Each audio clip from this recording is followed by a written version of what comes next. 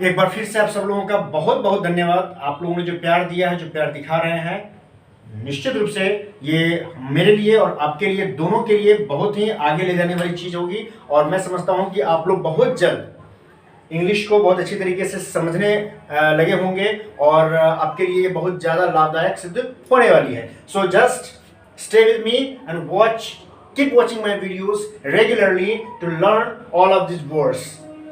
So today I'm with these words before you. So these words are quite new for all of you. So just try to learn all of these words regularly and practice to speak these words. Try to remember all the Hindis of this word. So today we have vocabulary building. Gosh. First word today is gauche, that means left hand. This word is again a French word, and this is used in French for left hand and as well as in English regularly.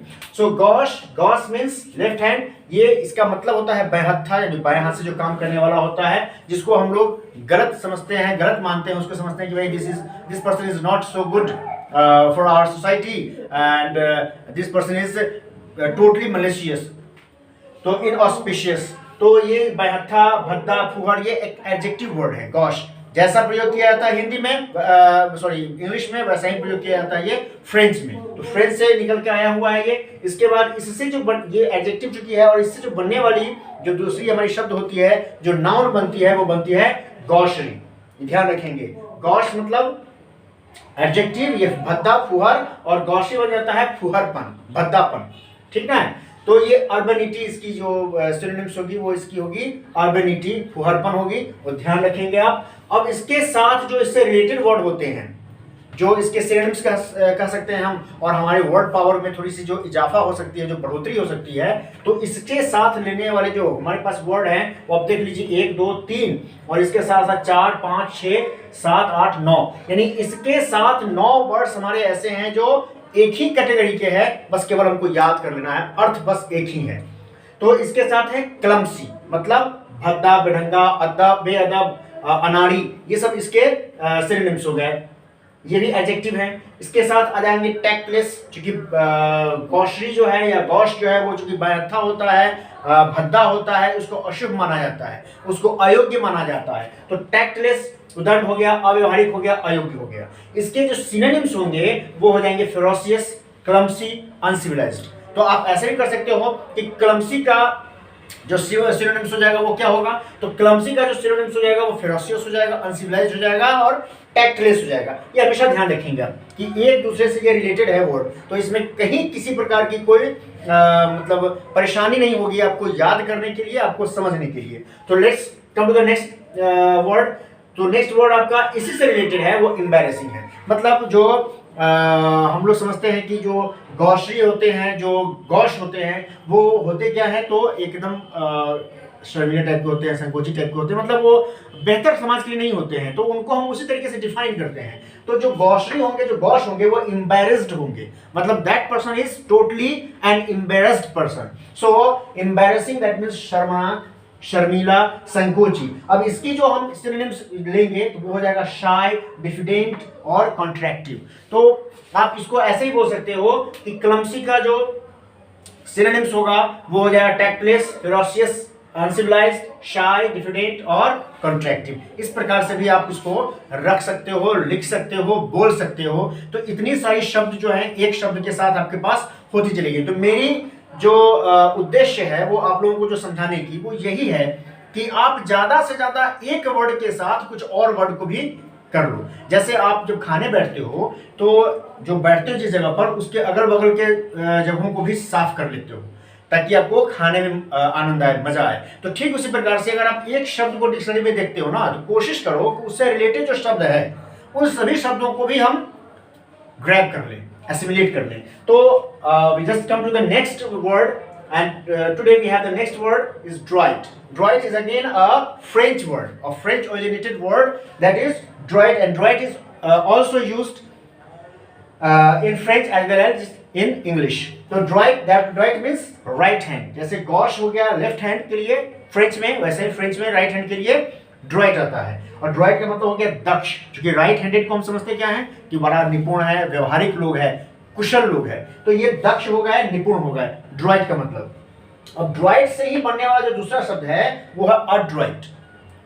ये एक completely English शब्द नहीं है, ये ध्यान रखेंगे आप. ये completely, this is not a complete English word, but it is used in English as well. But this is not. Once again, I remember. I repeat it, and I just try to make you remember. This one is not totally an English word, but it is used in English too.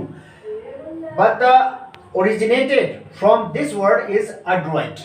Adroit is completely an English word. So adroit, that means what the means of adroit as well as the adroit. तो adroit means निपुण, चतुर, चालाक, smart. मतलब इसको हम अगर synonyms में डालें तो ये हो जाता है स्मार्ट, क्राफ्टी. प्रत्येक चीज को बड़ी अच्छी तरीके से सजा के काम करने वाला, अच्छी तरीके से जो है व्यवहारिक रूप से काम करने वाला, आदर्श रूप में काम करने वाला.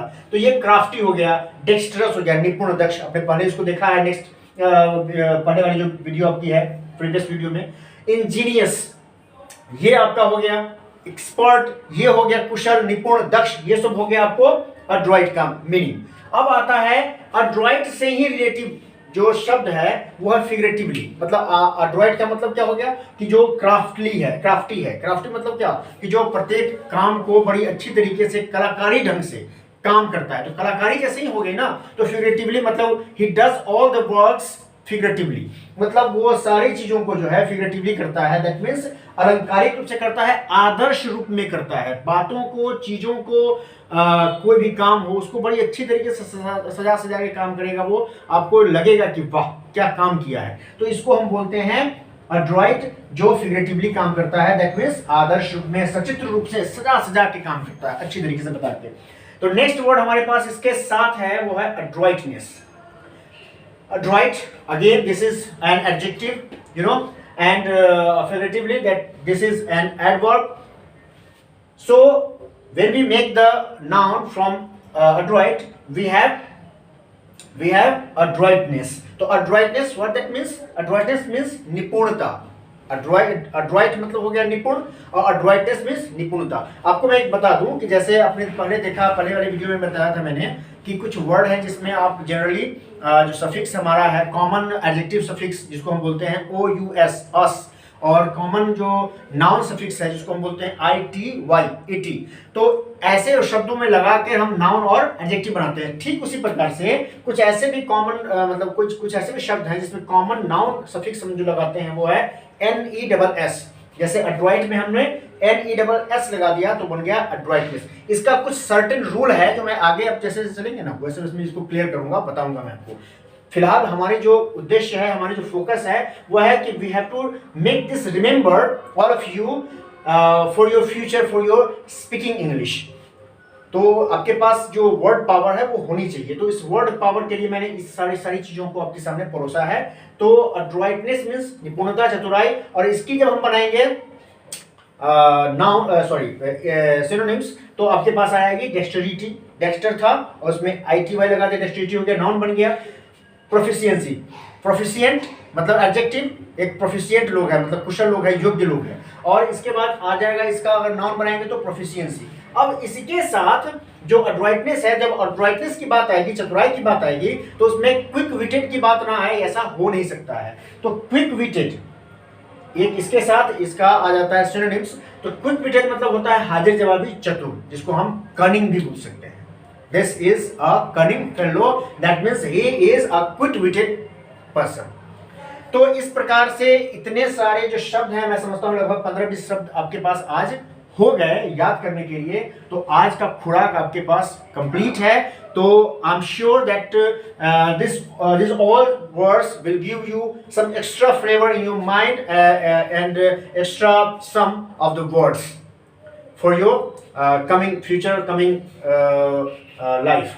So these words should be remembered by all of you, and regularly you should have to watch these videos. and try to learn whatever I'm giving you, I teach you. So these all words are very important for all of you, and you have to make it remember, assimilate all of these words for your coming future. सो बहुत बहुत धन्यवाद। आप लोग बहुत अच्छी तरीके से इस चीज़ को कर रहे हैं, बहुत अच्छा प्यार दे रहे हैं, और कोशिश कीजिए कि इससे सीखें। इसको देख रहे हैं तो इससे सीखने का प्रयास कीजिए, और निश्चित रूप से ये प्रयास आपके जीवन के लिए बहुत ही अच्छा होगा।